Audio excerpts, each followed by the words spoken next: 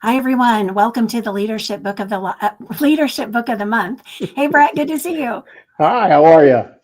One of the downfalls of doing these live and no editing. So I messed up the title. Hey, this is our conversation number 44.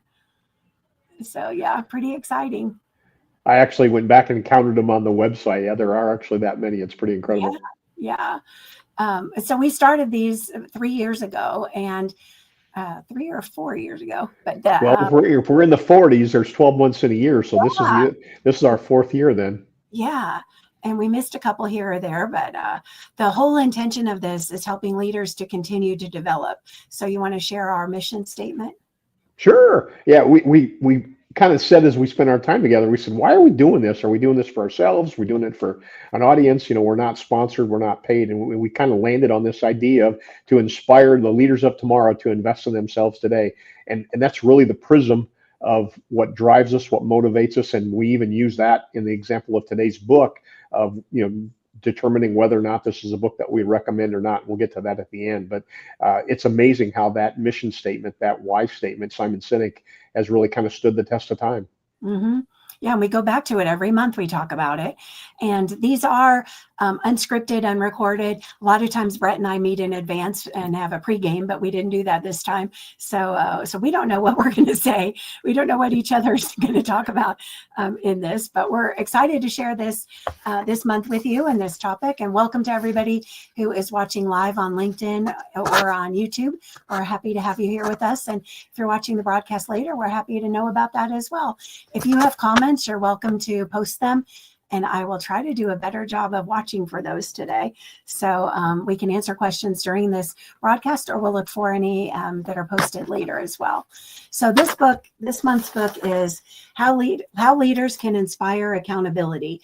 It's by Michael Timms, and let's see, this came out 2021. I didn't write my note on. Yeah, 21. And it was on my list for a long time. It was on my shelf. And as more clients started talking about things, that I was coming back to it saying, this is accountability. This is accountability. And I kept coming back to it. It's like, okay, I've got to finish reading this book, and then we have to share it with more people. So I'm really excited to have that opportunity to do that today. This book is about the powerful reminder that accountability is not something that you demand from others. It's something that you model first. And so that's what the book was all about. Why is this important now? Beyond just my clients are talking about it, with so many changes occurring in organizations, with hybrid work or work from home, hiring people that don't live in the same city as the work. And burnout, I think, is another key reason that accountability is important. And let's see, I wonder what else I was thinking of for. Accountability and change. So a lot is talked about with change, and change is the topic for tomorrow's Culture Matters live Zoom conversation that anybody can join. So if you're interested in that, you can drop me a note and I'll send you the link, or go on our Voyage website and you can look for Culture Matters in there. But so much about change is happening that people can have whiplash and get confusion, and then that starts some of the bad cycles that were in this book as well. So quick thing about the author, Michael Timms, he is a leadership consultant, speaker, and author. He's had a couple other books too, but he also had corporate jobs. So he was in management, and he also worked for Deloitte in consulting. He held HR leadership roles in manufacturing and in construction. He has an MBA from Utah State University, and he has lots of great testimonials for the book, including from Marshall Goldsmith, who we've talked about in here. And you can see my book up here, The Earned Life, that I helped him create as well. So he was mentioned in here and gave a testimonial. The author also has TED Talks and a website. I'll share that with you in a little bit. So he's great with sharing, and there's an assessment for the book. So you can learn more about your own accountability too. All right, so let's dive in. So first I wanted to ask you, Brett, what did you think about the definition of accountability? And then did you have any thoughts about accountability versus responsibility or integrity?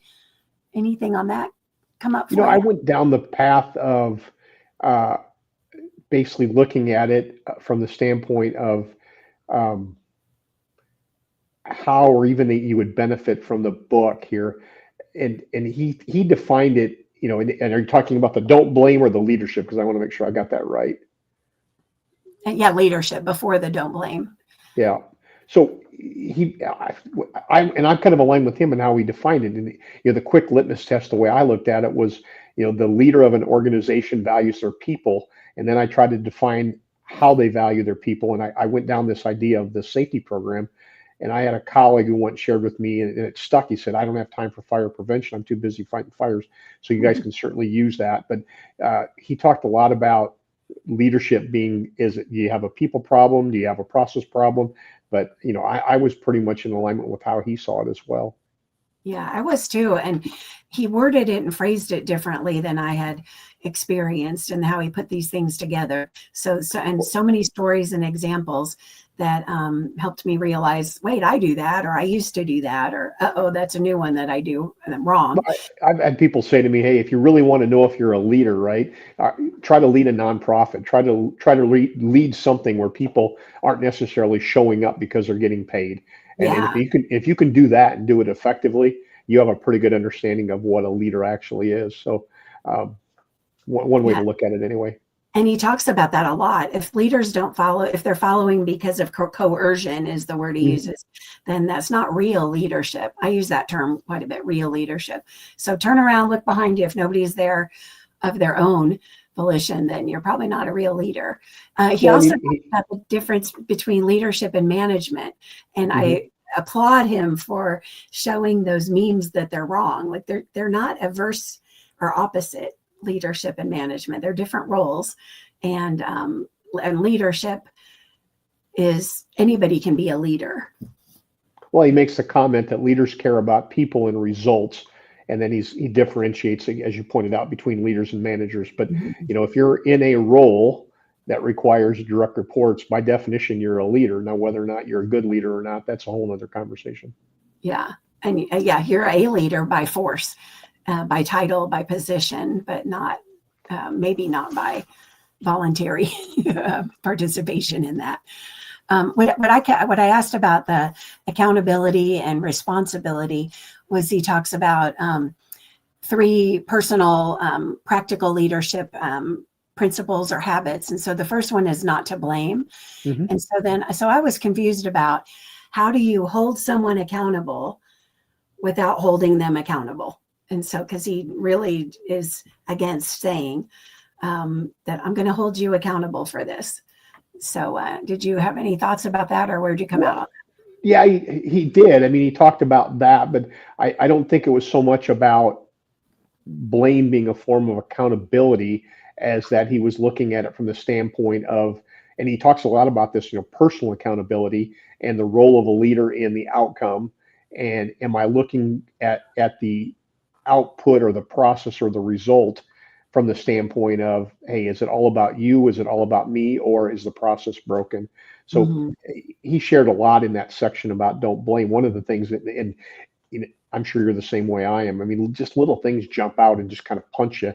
And, you know, he went down this rabbit hole about an EVP that he worked with that was tagged as a workaholic. And Kelly mentioned in the beginning about Tim serving as a senior level HR individual at a couple different companies. And he said, you know, this guy came in at 7 in the morning and left at 6:30 at night. And he was common for sending emails after hours. And that's kind of is what it is, but it's kind of a gut check to me, because I'm certainly guilty of burning the candle at the both ends. You know, 12 to 13 hour days are kind of standard for me. And I thought he was going to say, and he left early. Like 6:30. I'm like, oh, that's a normal time to leave. Yeah. Well, my part.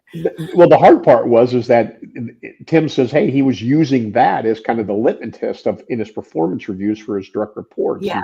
And, you know, that's where we diverge. You know, my method of performance management is about what I call objective achievement, and then, you know, delivering on, and we'll get into the 360 review here a little bit, but hey, if you deliver on your objectives and those objectives are aligned with the enterprise's AOP and the mission, vision, and values, that's what I'm looking for. I'm not interested in how many hours or whether you respond to an email. And then, you know, he goes on, Tim's does, separate from this EVP story, about, he states weak leaders ask who's at fault. again, kind of your blame, what we're talking about, where strong leaders ask, where did the process break down? And again, that's that question of, do we have a people opportunity or people problem, or do we have a process problem?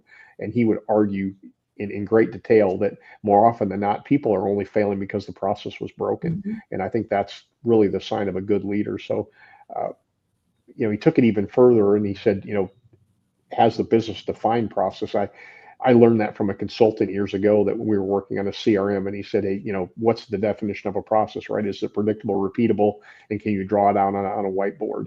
And those goofy little things stick with you. But my whole point there, if you were to ask 10 people, what's a process? My guess is you'd probably get 10 different answers. So it begs the question, does the organization or the entity even understand what the definition of a process is?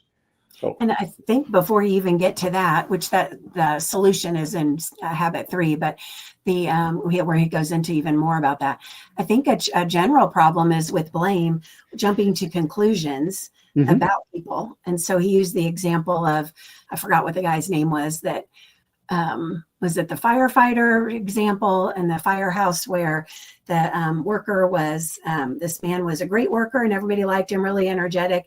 And then his performance was terrible and his attitude became bad. And, he became known as the sloth around the office, and everybody blamed him. And then, the cycle of that and what that does to a person, and the confidence depletes, and then the performance ends up going down because of that. Then people are blaming him, but the real problem was the timing of the work. And so when I think it was the author did the research, and looked at the data and saw everything came in on Wednesday. Yep. So that's a lot, and that's why he's late. Well, if we changed it and had it come in piece, little by little instead of all at one time. So they changed it, and then lo and behold, within a few months, his attitude was better. His work all caught up quickly. His attitude was better, and he became part of the team again. And so I think jumping to conclusions of, oh, he's just a slow worker, or he's got a bad attitude, or he doesn't really want to work here. I think that's very common, the judging other people and jumping to conclusions. So I think that first habit ties in with that, not blaming, not going there first. Well, and you go down the path of being continuously curious and asking questions, and to your point, presuming the positive until you find hard evidence to the contrary. Yeah. I think that's a great takeaway from that section.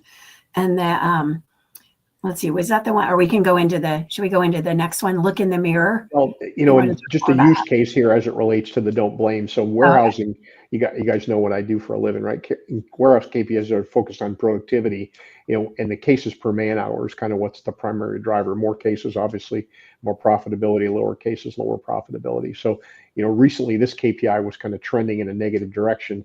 And, management's reviewing this and naturally saying, hey, this is a people problem, to your point, presuming something before you actually dive in and ask the curious question. And what we found once we got into it was the warehouse was having some challenges with equipment uptime. Equipment was breaking down, equipment was offline, which is negatively impacting these KPIs. So again, people versus process. So I think the takeaway that Kelly and I are both hammering on this one is, challenge yourself as a leader to default to the process first and people second. And Tim's pointed out the difference in how our brains are wired physiologically to our amygdala being kind of the fight or flight part of the brain, which is blame, and then the prefrontal cortex being more analytical. And we're just naturally wired to default to that fight or flight aspect. So, it's that mature, well thought out, articulate leader that can say, no, let's ask a curious question and do some analysis before we jump to probably the wrong conclusion. Yeah. And then think of the impact on creating a solution in the warehouse example. The impact of now we're not beating up on a bunch of people and then have to apologize for that or make up to them, or, not say anything and just sweep that part under the rug. Sure. But now if you work on the solution with them, they're going to buy in even more. Absolutely. Yeah. So good. And the author does go into a lot of research, and he shares 3 cycles that happen when we blame people, and we won't go into them, but they're really interesting. And cycle of inaction that we cause when we blame people, cycle of ignorance. Don't tell us if there's a mistake. Don't tell management. So let them stay ignorant, because if they know there's a mistake, they might blame me. So I don't want to, it's not my fault, or so I don't want to tell them. And then infighting, that we put people against each other with blaming. So, Right. so much goes into it. And I think that those chapters are helpful, because I don't know that people see the tendency to do that or the impact that it has. So I really appreciated that whole perspective on it.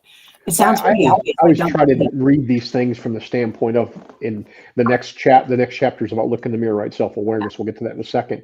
But as I'm reading this, right, and then I always think about the content that Kelly and I share on our podcast or conversation is, hey, these are all moments for reflection. And I always think of, hey, how's my behavior mirror what the author's talking about? Where do I have an opportunity to course correct or possibly make positive changes? And then I look at everybody that's in my circle, everybody that I touch. And that's the challenge for our audience and our listeners to say, okay, look at the environment and who you're surrounded with. And now, are you going to be able to change them? Probably not, right? But you can certainly change yourself. You do control that. So as you're listening to what we're sharing, as well as when you're reading the book, you're constantly reflecting on how the material and the content, the principles and concepts apply to both you and then everybody that you're surrounded with. The one thing that you do control and that's within your span is you can certainly change your environment, right? You can change the team, you can change the company you work for, you could potentially change the department that you're working with, which is led by a leader or supervisor. If you're not finding a positive environment and getting the right sensors back, right, make a change. Take that upon yourself, because you certainly do control that. Yeah, and change it when you realize it. Figure something out, and look for improvements and look for changes. Don't settle in some position for the next 5 years being miserable and bringing other people down to that either. And people think that they don't have, well, I can't change my boss, there's nothing I can do. I'm like, well, and think about, as you're going on interviews and looking at other businesses and other cultures, other teams, other departments, right?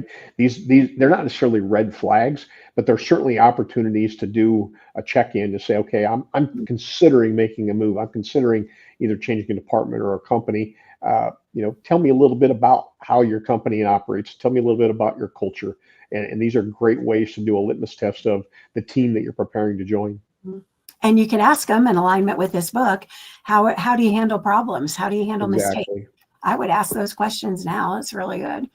Okay, well, let's go into number 2. Habit number 2 is look in the mirror.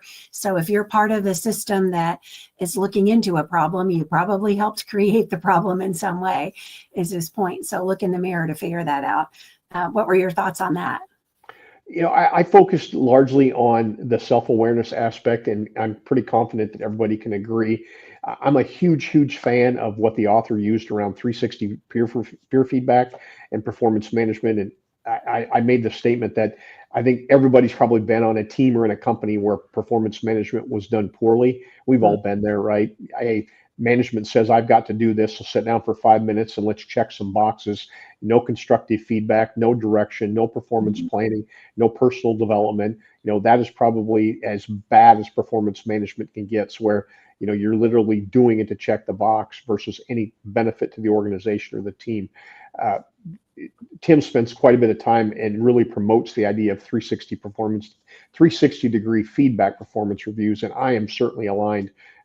Did a white paper years ago on performance management in general and wasn't even aware of 360-degree feedback. Implemented that, and it's phenomenal. So that, in combination with what I call management by objective, I find to be the most effective method of performance review. You guys can debate amongst yourselves, but just know that there are phenomenal performance management processes out there.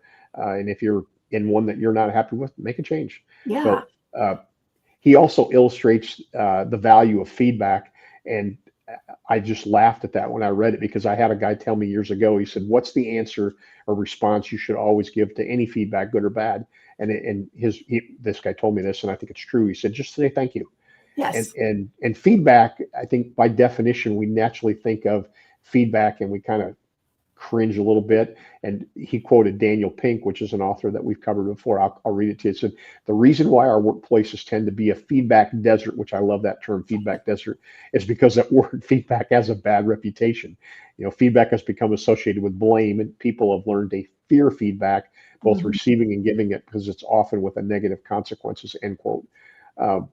He illustrates how feedback should be constructive, and it should be about the future. and less about criticism and about the past. And I thought that was very insightful. And frankly, that's something that I can even really do better on in feedback in terms of it being constructive coaching versus being negative criticism. Yeah, that's great. And that's definitely a management practice for people to assess your own. Are you focused on talking all about what just happened, or creating, designing together procedures for the future? And yeah, feed forward, I hear it called sometimes. Oh, that's a good way. Yeah, feed forward. I like that. Yeah.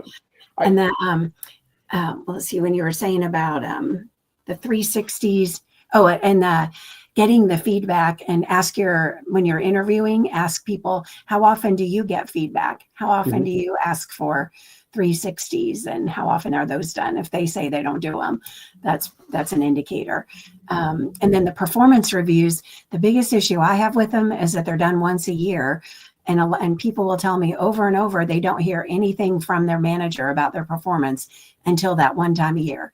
Everything's great all year, but now that they can't give everybody high 10s or whatever the numbers are for high raises, now they all of a sudden have a bell curve for things. And it seems like those performance management systems that are so time consuming are just a waste. So I think your honest communication, and don't be afraid of assessing where a project is and what the outcomes were.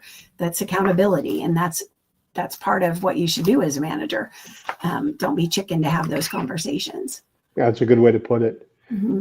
You know, I developed a habit, and everybody knows I was in sales for years, and I would always conclude sales calls. You know, I'd go in and present my value proposition, whatever the case may be, and I would come to the end of the time, you know, half an hour, and I would say, hey, you know, when you took this meeting, right, you had an expectation of value, and I always said that time is our most precious commodity. It's your most precious resource, and you should always expect a return on that investment. And I would say, hey, as we came to the conclusion of the meeting, did we meet your expectation? And I got to tell you, 99% of the time, I just got a token yes. And I asked that question almost, you know, it was just part of my process. And one particular sales call, Kelly, this supply chain individual, she said no. And I wasn't quite prepared for that. And she was very, very buttoned up, very professional, very concise, but she listed off 2 or 3 bullet points of what she was expecting the meeting to contain, and where I had missed the mark. And she was very accurate and very correct, very proper, and very professional about how she presented the feedback. But to your point, feed forward. And what I always found that to be interesting, because everything that she said, I incorporated into every presentation, every pitch that I made thereafter.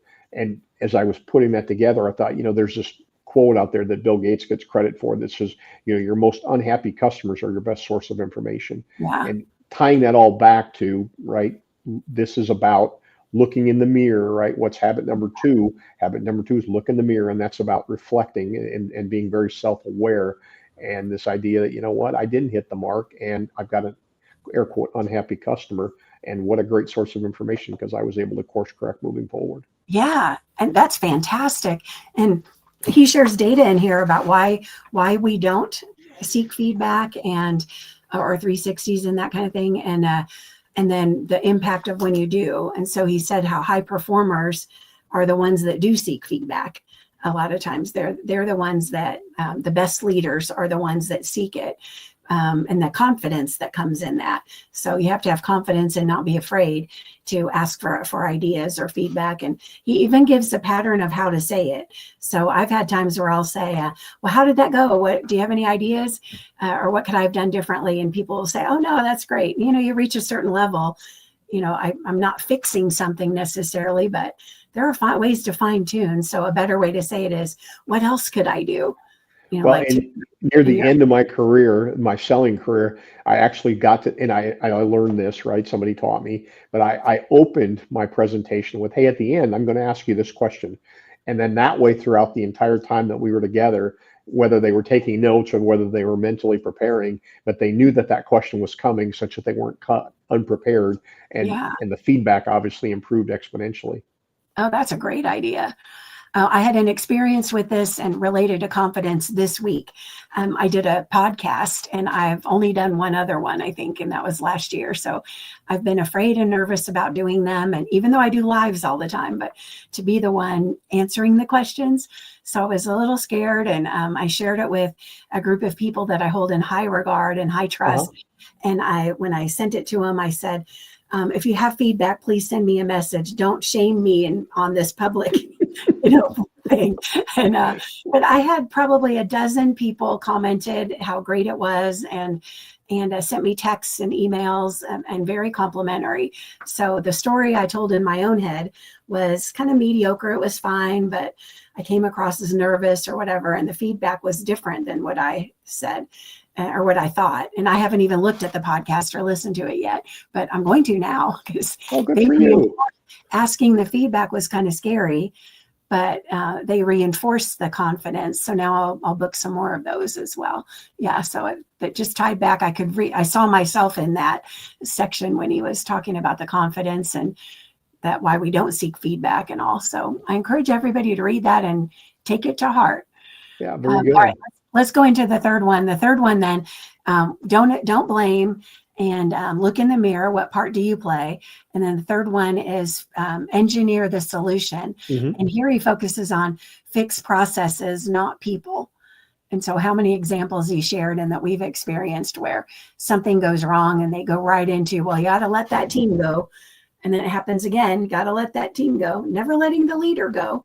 But it's got to, changing the people or a reorg and all of that. But maybe there's something in the processes. So, well, I focused on, in my takeaway was creating an environment was kind of what I looked at. And the environment of accountability, he talks about SOPs, which are valuable, KPIs, dashboards, lesson learned debriefs. And those were just, I called them principles. I don't know exactly how he framed them. They all came under this term of habit, which he quotes Stephen Covey many, many times. And he didn't specifically say that, hey, this was a takeoff of the 7 habits, but as we're talking about, the 3 are called habits. So, and all of these things, KPIs, dashboards, SOPs, they're kind of hallmarks of some of the best run businesses. And so I started to kind of think about, hey, if you come up in one of the Fortune 100, I don't know where it stops, but those top 100 companies all have corporate training programs, and you're taught the way. And I kind of defaulted back to my daughter at Deloitte. They have what they call the Deloitte way, and they've been trained. So that's how they go to market. That's how they do things. And they've got the resources, they've got the BI teams, they've got all the platforms. But think about, the many startup companies or the companies that are out there bootstrapping it, maybe they're early stage companies, early seed companies. They maybe haven't come up through corporate America and been trained in these large organizations. So, that's where the content that Tim's is referring to in habit number 3 becomes so valuable, because we can look at the frame and say, hey, maybe they've never been exposed to these things. Terms like dashboards and KPIs and SOPs, these can be somewhat new. He made a reference in the book about after action reviews, which, I did 20 years in the military. So, that was table stakes to me. Not in corporate America, we typically call them lesson learned. But, all of these things that are positive are the principles are available if we're just curious enough to ask the question. So if you're a young entrepreneur, maybe you're in an early stage company, you're at a startup, something like that. If you naturally have a feeling or your gut tells you, hey, there's a better way that we can improve this, just simply ask the question. More than likely what you're experiencing and what you're feeling and what you're going through, you're not the first, right? Somebody's done it, somebody's seen it, somebody's lived it. Learn from their mistakes so that you don't make the same mistakes again. So, Tim didn't specifically call it data and business intelligence as it relates to SOPs and KPIs and that, but all of these things are aligned with being a data-driven organization. And as we all talk about these big data centers that are being built, that's a big part of it, right? The best run organizations make decisions based on data. There's some entrepreneurs out there that are just infinitely successful, doing things off of their gut or off the cuff. But for the most part, the best ones are running data. And I started to make the connection. And we won't go through it here, but I do a little ditty on 𝗕𝗢𝗢𝗡 Fertitta, the CEO of Landry's, where he says, if you don't know your numbers, you won't work here. And all of this about habit 3 of engineering the solution all speaks back to all of that. And a great point about some people that are starting companies, they could still be in college. Absolutely. a lot of them might not have ever worked anywhere for another person or another company. A lot of the small businesses and entrepreneurs lately that I've seen have been using the entrepreneurial operating system, EOS. And so EOS includes SOPs and dashboards, and I don't think they call them that. I don't remember what they call it, but they have the same kind of principles that I learned in corporate and in the corporate company that I grew up in. In habit 3 and the engineering the solutions, I really appreciated the strategy to make reality transparent. And do you remember back in the day, the strategic plan was printed, of course, and in a big, huge binder, and it was secret, and don't tell people the strategic plan. And then the monthly financials or the quarterly financials were secret in that binder. And like, why would you not tell people? Like, tell people where the company is standing, so then they can decide what they need to improve on, and or if they need to look somewhere else. But they can decide, hey, we need to pick up the pace on this manufacturing line so we can sell more because it's selling or whatever. You know, they can make decisions when the reality is shared. But what leaders get in trouble, I've seen it so many times where they, well, I didn't want to bring people down, so I didn't want to tell them that the big customer's been planning to leave for 6 months, or I didn't want to affect the culture negatively, so I didn't say anything. Like, no, they can figure that out, and then they'll be mad later. So I thought that was a really good strategy to. Well, I just talked to a guy this afternoon. We were visiting a little bit and sharing a little bit about our background and things like that. And he shared with us that a team that he'd led, he would often bring them into a conference room, and he would share results and data and financials, and which was kind of anti the corporate culture is the way he framed it. And he said, you know what, I'm going to take the risk because I think it's the right thing to do, and for the benefit of our team and our mindset. So yes, it's amazing how a rogue manager would probably do what you and I would consider to be the right thing, which is kind of anti-corporate culture. Yes. In fact, there was a company in Kansas City where I'm not sure if it was the head of HR, but was told not to tell people that they're shutting down a division, but she told her team and got in trouble. She got fired for it and sued later. Yeah, she did all right. The author gives several resources. So his website, Michael, TIMMS, michaeltims.com, and he has a tools tab on his website, and he has several resources there, including an assessment. There's at least maybe, I don't know, 5 to 10 resources you can download that go into more details about the book. And then he also lists, or you can go to YouTube and look him up. He has lots of videos as well that explain many of the concepts in the book. So we're getting to our end of our time. So let's ask the final question we always talk about is, do you recommend this book? Oh, first, do you have any final takeaways? And then we'll do the recommendation. Yeah, I wrote a note here. I see, authors often dedicate their books to those that are inspiring them. They're usually their family, or maybe it was one of their first leaders, college professors. And I actually read his dedication there, and he dedicated it to Marshall Goldsmith and to Simon Sinek. And then he quotes a lot of the same authors that we've reported on, Peter Singh, Maya Angelou, Brene Brown, Travis Bradberry, Stephen Covey, as I mentioned, Dr. Carol Dweck, Daniel Pink, I mentioned, and those are all listed. He also quotes 𝗔𝗂𝗎𝗪, which I was encouraged to see that because I'm a big Jocko fan, and Jocko's book came out too, right? I think we did that. We did. Yep, we did. But yeah, his came out in 2015. So high five to Michael for quoting that. So the book is definitely what I consider to be a combination of all of his experiences. Kelly said he's a consultant now, but he worked in the industry, so he's got a lot of different leadership roles. So when I invest in a book, or when I put that time out there, I say, hey, I have an expectation of return, and I probably have unrealistic expectation, but I'm always asking myself, am I better for having read the book?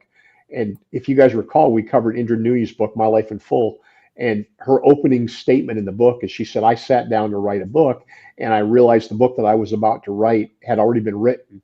And going through that process, she basically pivoted 180 degrees and wrote a completely different book. Obviously, a very wonderful book. Kelly and I covered it. I loved it. The point is that, hey, is the content in this book new, right? And I'm not sure that it really is.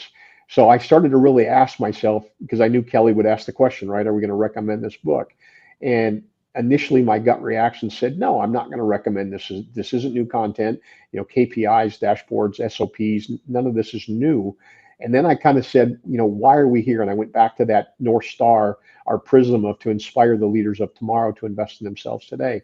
And I said to myself, I'm a little bit of a bad, I'm a bad use case, or I'm a bad audience. I'm a bad consumer segment because I've read so many books, right? I'm well along in my career. But think about somebody who's maybe early stage in their business. Maybe they're a young manager. Maybe, again, as we pointed out, they weren't trained in corporate America in that top 100. The book is valuable for those people, right? For that audience. So I'm going to recommend it, give it 2 thumbs up. And again, it's just because I think it's a very well-written book. It's got tremendous examples. The concepts are very well thought out. Like I said, again, who's it for? It's for that mid-level manager and maybe C-suite level executives that are just saying, hey, I think there's something that we can improve on. Things just aren't quite right. So it's going to get my vote. Yeah, good. I appreciate that. And I'm going to give it 2 thumbs up also. And my thought on it was, and I do executive coaching. I work with companies on their culture. So I often hear about frustrations. So if you're frustrated, if you're wondering, why does this person always do this? Or why does that always happen? How many times a week does your head go to that? This book will give you some ideas of what you can do to help solve that and not be frustrated about those things anymore, and be accountable yourself and help others be accountable too. And do that in a way that aligns with your core values. And your core values are probably not be a chicken and too afraid to have a conversation, and also not to be a big meanie and a jerk at work and, get mad at people all the time, or blame somebody and humiliate them about it. So I recommend it too. I created a resource for you, and it's on the voyagecg.com/leadership books. On that page, you'll see it as you scroll down to the book. There's a picture of the book, and our picture is there. The cover, the thumbnail of us is there, and there's a reflection there for you if that would be useful for you to think about the key concepts that we talked about. There's a little tiny summary of the book, but I do encourage people to read through the book as well. And I think that is it. Oh, next month I was going to say. Well, yeah, we're rolling into the holidays already, believe it or not. Yes. Halloween is a couple of weeks away. I think everybody knows we're a week early this month because I'm going to be out of pocket next week. Yeah. So, thank you everybody for accommodating that. So we are a week early in November because of Thanksgiving. So we are on Thursday, the 20th of November at 4 p.m. And we're going to be covering leading through activating the soul, heart, and mind of leadership. And then, believe it or not, that's one more month and we're out of 2025. In December, we're going to visit Simon Sinek's 2019 release of The Infinite Game, kind of a classic. And that is on Thursday, December 18th. So it's hard to believe we're already talking. What's that? Yeah, the last 3 are a week early. Yeah. And so kind of hard to believe that we're already talking about 2026. I haven't had a chance to talk to Kelly, but hopefully I don't put her on the spot. But I'm all in for 2026 and hope she is as well. So yeah, absolutely. We usually map out our entire year sometime in December, early January. We pick all the titles and all the books that we get, and we haven't even started into that. We're still wrapping up here, but yeah, that is what our schedule is for the remainder of 2025. Yeah. So if you have any ideas, what are your favorite leadership books? And we like to pick some that are in the last 5 or 6 years at least, and some of the recent ones. But if you have any favorites, send us a note and let us know what they are, and we'll consider those for next year. And also would love to have others join the conversation. And you can always comment. I have been looking and didn't see any on there today, but I'll check again after the broadcast and see if anybody posts one later. So we thank you for watching. Thank you, Bret, too, for sharing and having the conversation. Thanks to anybody that's here live and others that watch later. And we hope that you will continue to invest in yourself so you'll be great leaders tomorrow. We look forward to seeing you then. Thanks, everyone.